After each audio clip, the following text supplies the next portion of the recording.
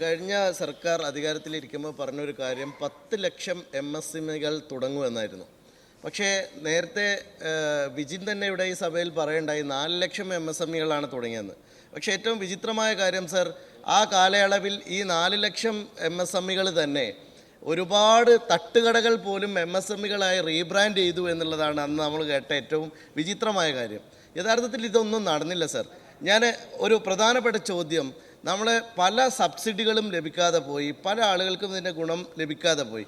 ഈ ഗവൺമെൻറ് നമ്മുടെ കോളേജുകൾ, ഇപ്പോൾ നമ്മൾ റിവേഴ്സ് മൈഗ്രേഷനെ കുറിച്ച് വളരെ ശക്തമായി പറഞ്ഞുകൊണ്ടിരിക്കുന്ന കാലമാണല്ലോ സർ. എല്ലാ കോളേജുകളിലും പ്രത്യേകിച്ച് ഇപ്പോൾ ടെക് ബേസ്ഡ് ആയിട്ടുള്ള ഒരു MSME തുടങ്ങാനുള്ള ഇൻക്യുബേഷൻ സെൻറ്റർ ഒരു കോളേജിൽ തുടങ്ങിയാൽ വളരെ ഗംഭീരമായിട്ട് ഇത് യാഥാർത്ഥ്യമാക്കാൻ കഴിയും. കഴിഞ്ഞ ഗവൺമെൻറ് ഇത് യാഥാർത്ഥ്യമാക്കിയിരുന്നില്ല സർ. ഇങ്ങനെ യാഥാർത്ഥ്യമാക്കുന്നതിൻ്റെ ഭാഗമായിട്ട് കോളേജുകളെ കൂടി അതിൻ്റെ ഇൻക്യുബേഷൻ സെൻറ്ററുകളാക്കി മാറ്റി പുതിയ MSMEകൾ ആക്ച്വലി തുടങ്ങാനുള്ള ഒരു പദ്ധതി സർക്കാരിന് വിഭാവനം ചെയ്യാൻ സാധിക്കുമോ?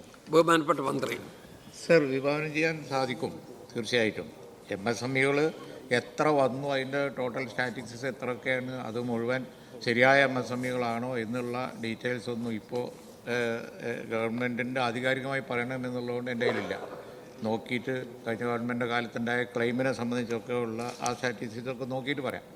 പക്ഷേ ഈ കോളേജുകളിൽ പ്രാക്ടിക്കലായിട്ടുള്ള വിദ്യാഭ്യാസം കൂടി കൊടുക്കുക, അതായത് ക്യാമ്പസ് ഇൻഡസ്ട്രി ഒരു ബന്ധം സ്ഥാപിക്കുക എന്നുള്ളത് എന്നും എല്ലാ ഗവൺമെൻറ്റുകളും പറഞ്ഞത് തന്നെയാണ്. പക്ഷേ പ്രയോഗവൽക്കരിക്കുന്ന കാര്യത്തിൽ കേരളത്തിൽ വളരെ ലിമിറ്റേഷൻസ് ഉണ്ടായിരുന്നു. പക്ഷേ ഈ പുതിയ ഗവൺമെൻറ് വന്നതിന് ശേഷം ഹയർ എഡ്യൂക്കേഷൻ മിനിസ്റ്റർ ഇപ്പോൾ ഞാനും കൂടി ഒരുമിച്ച് ഇത് സംബന്ധിച്ച് ഒരു ഡിസ്കഷൻ ഞങ്ങൾ നടത്തിയിട്ടുണ്ട്.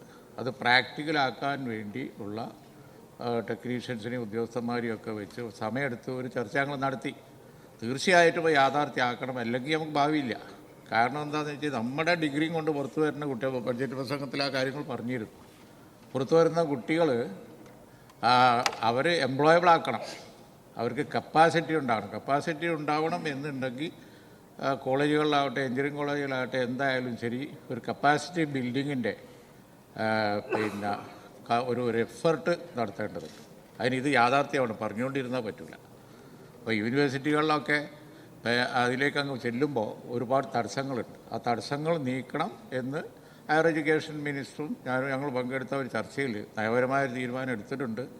അതിന് ഗവൺമെൻറ്റിൻ്റെ ഇത്തവണത്തെ ബഡ്ജറ്റ് പോളിസിയിലൊക്കെ ഇത് വളരെ ഇമ്പോർട്ടൻ്റായി പറഞ്ഞിട്ടുണ്ട്. അപ്പോൾ മൈഗ്രേഷൻ കുട്ടികളുടെ പോക്ക് കുറക്കാനും ഇവിടെ എംപ്ലോയ്മെൻറ്റ് കൂട്ടാനും ഒക്കെ ആയിട്ടുള്ള വലിയൊരു പദ്ധതിയായത് ഗവൺമെൻറ്റിൻ്റെ ഒരു വലിയ ലക്ഷ്യം തന്നെയാണ്. ഞങ്ങളത് നിലയിൽ മുന്നോട്ട് പോകുന്നുണ്ട്. അക്കാഡമിക് ഇൻഡസ്ട്രി ലിങ്കേജ് ഒരു വലിയ പദ്ധതിയായിട്ട് തന്നെ എടുത്തിട്ടുണ്ട്.